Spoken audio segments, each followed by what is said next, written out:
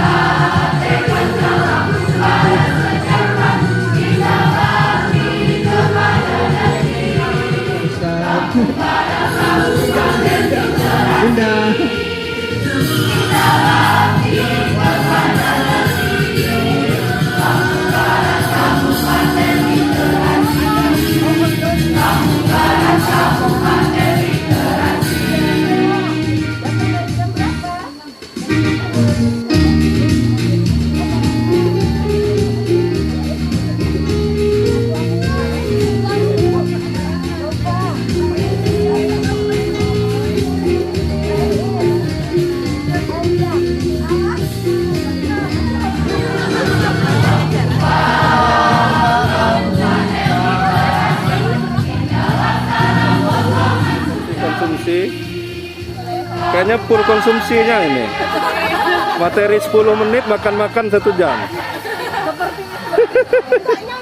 Mengucapkan kepada yang terhormat Ibu Wakil Ketua Tim GLD Lampung Barat, Bunda Yus Malasari SSI, dan saya sapa teman-teman dalam acara pelatihan penguatan kapasitas tim GLD Sabtu 20 Maret 2020.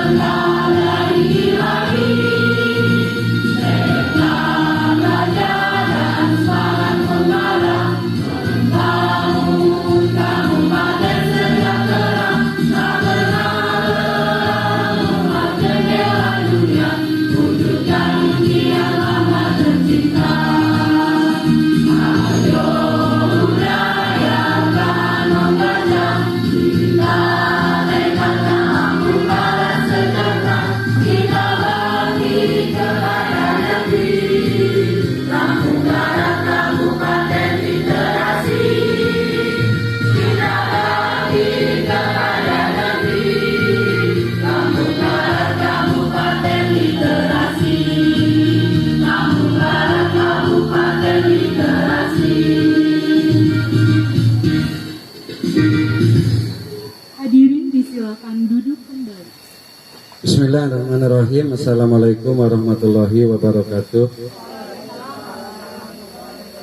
Yang saya hormati Ketua Tim Gerakan Literasi Daerah Kabupaten Lampung Barat, hadir bersama-sama kita Bunda Yusmalasari. Terima kasih Bunda. Sesuatu yang tidak disangka hari ini Bunda menanggalkan semua aktivitas pentingnya demi suksesnya acara antaranya. Sangat kita banggakan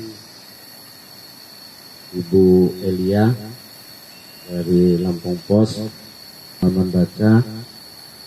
Yang saya hormati Ibu Bapak Koordinator Wilayah Taman Baca Kabupaten Lampung Barat yang dari jauh-jauh hadir bersama-sama di tempat ini, mengucapkan terima kasih. Hari ini sengaja kegiatan ini dikemas di tempat ini yang mungkin bisa menjadi inspirasi, inovasi bagi teman-teman, bagi kita semua pengurus, termasuk lembaga-lembaga yang ada di tempat ini. Kemudian saya melihat hari ini sangat sukses, yang tidak disangka, tidak dinyana. Mudah-mudahan prosesnya nanti juga berjalan dengan baik, didukung dengan cuaca.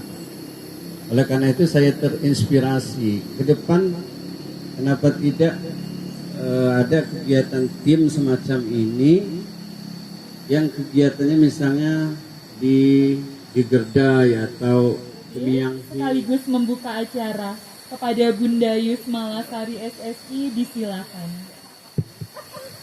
Assalamualaikum warahmatullahi wabarakatuh. Selamat pagi, salam sejahtera, salam literasi. Ya, nanti Ibu Eli dari Lampung Pos akan memberikan materi bagaimana cara menulis berita yang baik. Tolong perhatikan dengan seksama, karena akan ada pertanyaan-pertanyaan dari saya, dan yang berhasil akan dapat hadiah juga. Dan tadi permintaan untuk membuka acara, dengan ini pelatihan penguatan kapasitas tim GLD saya buka. Demikian saya akhiri. Assalamualaikum warahmatullahi wabarakatuh. Hadirin sekalian, marilah kita berdoa kepada Allah Subhanahu wa taala, Tuhan yang Maha Esa. Semoga seluruh rangkaian acara kita pada siang hari ini senantiasa diberikan kelancaran dan keberkahan sampai akhir nanti. Allah, Tuhan kami, pada pagi hari ini kami melaksanakan acara pelatihan penguatan kapasitas tim GLD Kabupaten Lampung Barat tahun 2022. Berkahatilah dan lancarkanlah acara kami pada pagi hari ini. Ya Allah, ya Tuhan kami, jadikanlah tim GLD ini tim yang kuat untuk mewujudkan Lampung Barat hebat. Semoga kegiatan pada pagi hari ini bisa menjadikan kami lebih tambah ilmunya, tambah kegiatan dan tambah keberkahan pada tim kami, sehingga menjadikan Lampung Barat yang hebat sebagai kabupaten literasi. Allahumma fir lana dunubana wa liwalidina kama rabbana shaghira. Rabbana dhalamna anfusana wa illam taghfir lana wa tarhamna lanakunanna minal khasirin. Dan pemateri pertama kita hari ini seorang wartawati dari lingkup Lampung Barat. Kita tidak perlu mencari jauh-jauh narasumber karena pelatihan, peningkatan atau penguatan kapasitas tim GLD ini jeruk makan jeruk dari kita untuk kita dan hasilnya untuk Lampung Barat hebat, ya. Memenuhi unsur 5W plus 1H tadi. Apa itu 5W plus 1H? Sebagai kunci di dalam kita membuat press release atau sebuah berita. What? W yang pertama, atau W itu ada 5 ya. Kita dalam bahasa Inggris ya, ada di dalam itu. Nah, saya jelaskan, kita menyusun sebuah press release atau berita. 5W itu kita tidak menentukan harus yang satu W atau wo ya.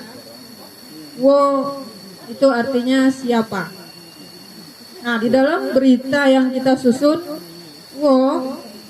harus menunjukkan siapa yang terlibat di dalam peristiwa yang akan kita muat di dalam berita. Unsur wo jika bisa. Unsur wo bisa aja itu yaitu what atau apa, artinya dalam bahasa Indonesia apa gitu. Apa artinya di dalam membuat sebuah berita yang akan kita muat harus mengandung unsur apa yang terjadi, kejadian apa, peristiwa apa, dan acara apa. Adalah when bahasa saya kurang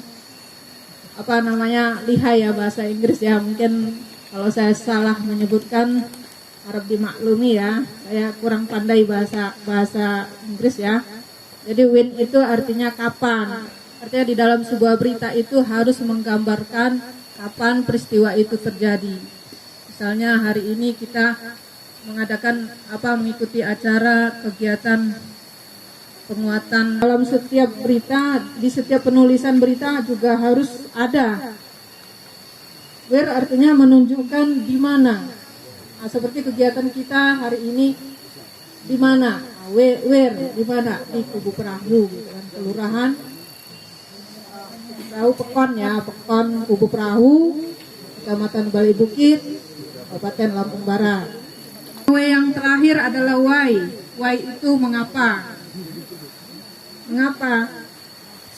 Artinya kita membuat berita itu harus ada mengandung, di dalamnya harus mencantumkan atau menjelaskan mengapa. Mengapa itu artinya memuat sebuah latar belakang atau penyebab, atau mengapa, itulah yang kita masukkan di dalam sebuah berita. Itu how. How itu artinya bagaimana.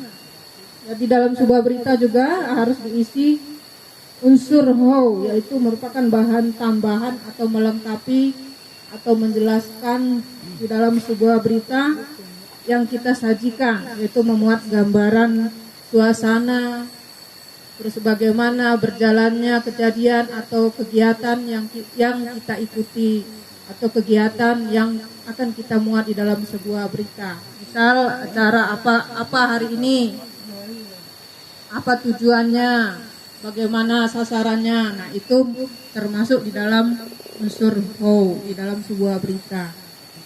Teknik membuat berita juga menggunakan yang di bagian kedua teras berita. Artinya teras berita itu lead itu alinea pertama yang kita susun di dalam sebuah berita, sebuah tulisan. Teras berita disusun lagi, di bawahnya itu baru tubuh berita, isi berita, badannya lah kalau kita itu, kalau tubuh manusia itu. Nah, di dalam tubuh berita itu disitulah semua dimuat. Sedangkan yang paling atas tadi di teras berita itu adalah tulisan yang paling penting, yang lebih menarik. Tujuannya adalah supaya pembaca setelah membaca di teras di lead pertama, baru dia melanjutkan ke membaca tulisan berikutnya. Itu membuat kepala berita atau judul harus menggunakan kalimat lengkap, minimal subjek dan predikat. Nah, ini tadi saya katakan kalau ada guru bahasa Indonesia itu tentu dia lebih paham ya, kalimat aktif, kalimat pasif, kalimat yang mengandung subjek, predikat, dan objek gitu ya. Menggunakan kalimat aktif di dalam setiap penulisan, bukan kalimat pasif ya. Awali dengan subjek, kemudian ringkas maksimal tulisan di dalam judul itu 8 kata. Kata sudah tidak efektif lagi. Jadi usahakan judul di dalam pembuatan berita atau rilis itu 8 kata. Boleh kertasnya contoh judul yang ini aja, ratusan mahasiswa UGM unjuk rasa di depan istana. Atau mahasiswa gelar aksi 121. Kan ringkas ya. kata saya tadi maksimal ya. Kedua, menulis teras berita di halaman di bagian alinea pertama ya. Saya kasih penjelasan. Teras berita adalah alinea pertama sebuah berita. Teras berita sebaiknya ringkas. Nah, ini juga perlu dipahami, membuat berita alinea pertama maksimal 35 kata. Dan isinya diawali dengan unsur wo, siapa, dan unsur what atau apa. Lalu diikuti unsur where dan when. Ini untuk memudahkan di dalam kita membuat tulisannya. Sesuai dengan bahasa Indonesia dan menggunakan kalimat aktif. Isi berita atau yang disebut dengan tubuh berita di alinea berikutnya ya. Isi berita merupakan detail informasi yang ingin disampaikan dalam sebuah berita. Isi berita ditulis setelah teras berita. Dalam menulis berita, sebaiknya disusun dalam paragraf pendek yang berisi sekitar 3 sampai 5 kalimat saja. Karena kalau kelebihan, nanti pembacanya susah memahami. Kemudian setiap alinea, setiap paragraf itu ada memberikan satu ide, satu tulisan, satu pengertian gitu. Satu pemikiran atau ada pemahaman di situ. Ada pokoknya, ada makna yang bisa diambil dalam cerita di satu itu. Tubuh berita lalu dilakukan penyuntingan. Kalau semua tulisan dianggap sudah selesai, sudah habis bahannya, baru dilakukan penyuntingan. Penyuntingan di dalam istilah pembuatan berita itu adalah mengecek ulang, membaca ulang, memeriksa ulang apa yang ditulis tadi. Tujuannya adalah untuk memastikan tidak ada yang salah lagi. Dibaca ulang, diperhatikan lagi apakah ada kalimat yang salah atau ada penulisan yang salah. Nah, ini direvisi, diperbaiki. Kemudian setelah diperbaiki, baru diteliti lagi, diperbaiki, dan dipastikan bahwa tulisan itu sudah tidak ada salahnya lagi. Kita juga ada perundang-undangan yang disusun oleh pemerintah yang mengatur perihal penyiaran, yaitu pedoman perilaku penyiaran dan standar program siaran atau yang saya sebutkan di awal tadi, yaitu P3 SPS. Di materi yang kedua ya, di materi yang B. Nah, ini kita memasuki bagaimana membuat press release. Bapak Ibu sekalian yang saya cintai, tentu sama dengan cara membuat berita. Bagaimana teknik memberi informasi baik dan benar melalui pembuatan press release agar bisa dimuat di media baik online maupun cetak. Yang pertama, membuat press release juga mempunyai teknik tersendiri. Beda halnya dengan menulis cerpen, novel, surat cinta, naskah, pidato. Itu sama pembuatannya dengan berita yang saya sampaikan tadi. Membuat press release adalah menyampaikan laporan atau informasi. Namun bedanya press release bukan dikeluarkan oleh wartawan ya, tetapi biasanya itu dibuat oleh lembaga baik negeri, swasta maupun organisasi dan lainnya. Itu bisa masuk untuk dapat dikelola menjadi berita.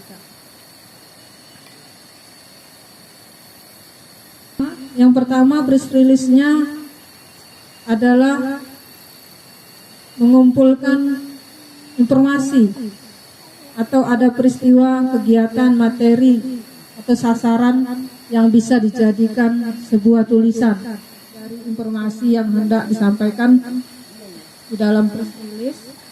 Yang akan dibuat itu topiknya itu apa, judul. Nah, di sini saya kemarin ada Lambon baca apa Bu? Azara ya. Itu dia pulang dari sini ya, setelah kita belajar ini press release itu dia sudah bisa nanti membuat press release sendiri. Bagaimana Lambon baca dia itu bisa mendapat predikat apa kemarin Bu? Teraktif. Nah, itu dia bisa tuangkan di dalam press release-nya. Nanti kalau udah press release-nya jadi, dia bisa kasihkan ke media. Itu bisa dimuat. Sehingga penerima press release tertarik untuk membacanya dan tertarik untuk mengolahnya. Karena dari judulnya bagus, judulnya mengandung SPOK tadi, maka yang mengolahnya itu tertarik. Berita-berita yang beredar sekarang ini yang tidak sesuai dengan kaidah yang saya jelaskan tadi ya. Nah, ini tergantung dengan person tadi saya bilang kan. Kalau sekarang ini apa zaman bukan kebebasan bebas apa itu ya? digitalisasi. Nah, kadang-kadang wartawannya itu langsung ini apa namanya? Tiba-tiba muncul gitu tanpa ada pelatihan, tanpa ada yang sekarang ini menjadi tugas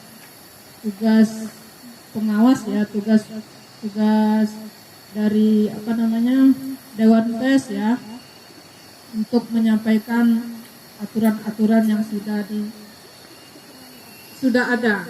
Jadi kalau umpamanya Anaknya dari usia dini ya, ada yang masih TK, SD, SMP dan universitas. Jadi ketika kita mengenalkan bacaan kepada anak, memang paling enak saat dia usia dini.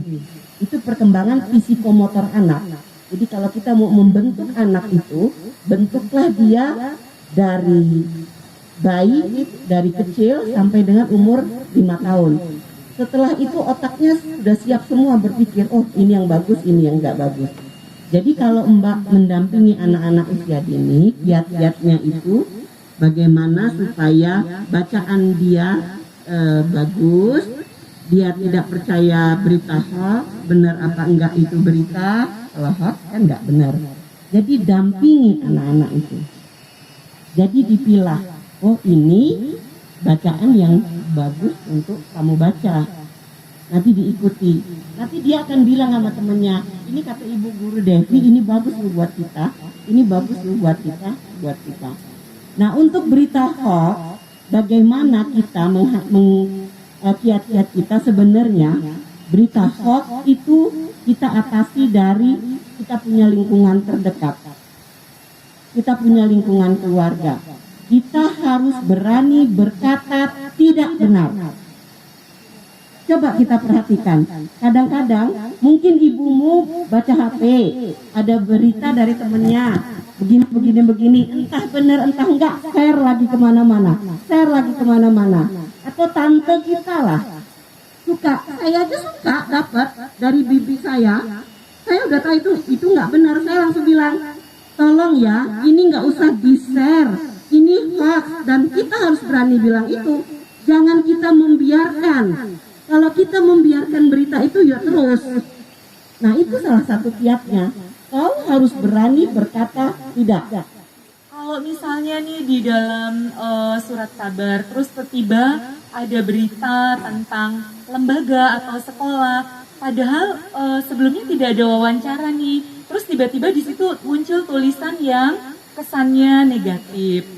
Apa sih Mbak Eli yang harus dilakukan oleh lembaga atau organisasi tersebut untuk klarifikasi? Terima kasih Mbak. ini silahkan Mbak Eli langsung ditanggapi. Tadi berita yang tiba-tiba muncul tanpa konfirmasi, tanpa wawancara, tanpa cek and recheck ya kalau bahasa di wartawannya itu. Apalagi itu berita yang negatif. Tentu kita sebagai objek ya yang merasa dirugikan, kita punya hak untuk mengklarifikasi, untuk menjawab, ada hak jawab kita. Kalau dia tidak mau mengklarifikasi beritanya, dia nggak mau menanggapi, kita punya hak untuk menuntut. Kita merasa dirugikan. Nah kemudian kita sudah mencoba nih mengklarifikasi nih, tapi dia tetap nggak mau. Tadi kita harus menuntut. Nah kita itu harus menuntutnya kemana? Kemana? Ke Nah, kantornya. Ya. Mawar tidak tanggung jawab. Kalau yang wartawannya tidak mau memuat klarifikasinya itu, nah lanjutnya kemana? Kita mengadu ke organisasi wartawannya. Dia berlindung di mana? PWI. Ada nih ya. Pelatihan ini ya, penguatan kapasitas ya. Jadi saya udah bocorkan duluan. Padahal kita mau praktek ya. Nah, jadi kalau kita mau menarik, mau banyak sih judul yang bisa kita ulas, bisa kita jadikan judul di acara kita hari ini banyak. Tidak cuma satu ya. Tapi bagaimana judul kegiatan kita ini menarik menjadi sebuah berita, judulnya apa? Berapa ini orangnya? Ada 100? Enggak ya? Enggak ya? 34 itu kan puluhan ya, bukan belasan. Kalau belasan beda. Nah, ini puluhan, masuk di dalam angka puluhan. Jadi puluhan peserta ikuti pelatihan kapasitas. Kumpul di forum itu kan tidak tahu. Nah jadi kita mau konfirnya kemana ini? Ke media yang seperti tadi? Apa kan sebenarnya apa ya, kita maksudnya kan forum itu kan lebih dari 5 atau 10 orang. Kenapa mereka mau nulis beritanya yang nggak benar gitu, nggak sesuai dengan yang kita obrolin gitu. Padahal ya Terima kasih. Tadi mirip-mirip dengan pertanyaan tadi. Ini ya. Tadi Nah itu kita punya hak jawab tadi. Kalau kita sudah kasih bahan, kita kasih obrolan yang mau dibuatkan berita itu ini, tapi kok melenceng tulisannya. Nah kita klarifikasi, ada penulisan, misalnya saya mau masuk ke dalam ini, saya mau menulis pictures. Nah itu di sanalah apa namanya penulisan sastra segala macam, bahasanya, seninya, nah masuknya di situ. Tapi kalau untuk tulisan straight news, berita langsung, dia jarang memasukkan kata-kata yang ada nuansa sastranya. teks menulis. pakai kelompok one by one. Oke. Jangan lewat 15 kumpul. Iya. Sambil siap-siap setelah berita ini dikumpul, siap-siap dari pemateri kedua Bang Eka Tendi dengan materi estetika fotografi. Ya, estetika fotografi. Ya, rasanya sekarang ya. Sudah ada bukti di sini yang suka membuat dapat hadiah dari saya. Nama penulisnya udah? Dikasih nama ya? Ini mangkok untuk pempek ya. Ini peserta yang mengumpulkan tugas pertama.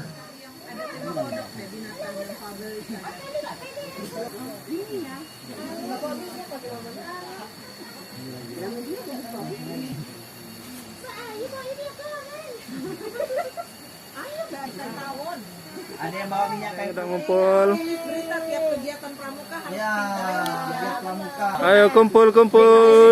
Kegiatannya Babes terakhir itu luar biasa. Padat.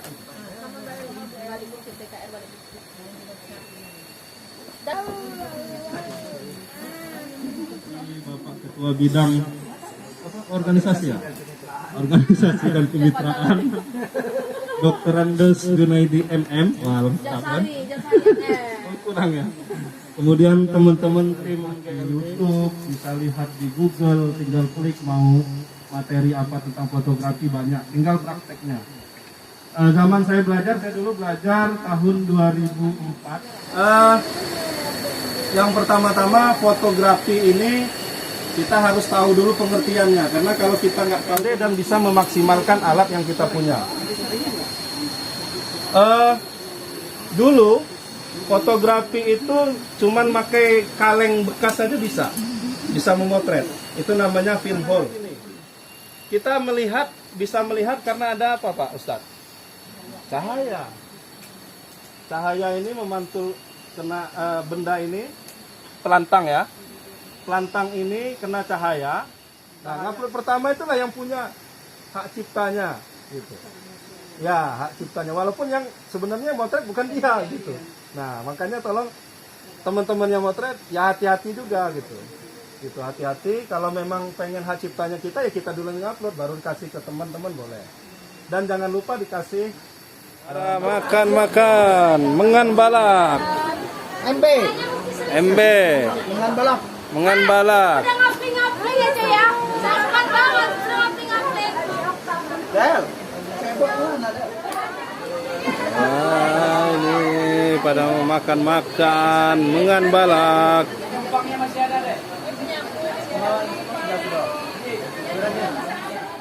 Terima kasih sudah menyaksikan video kami. Jangan lupa like, komen, dan subscribe. Terima kasih. Salam literasi.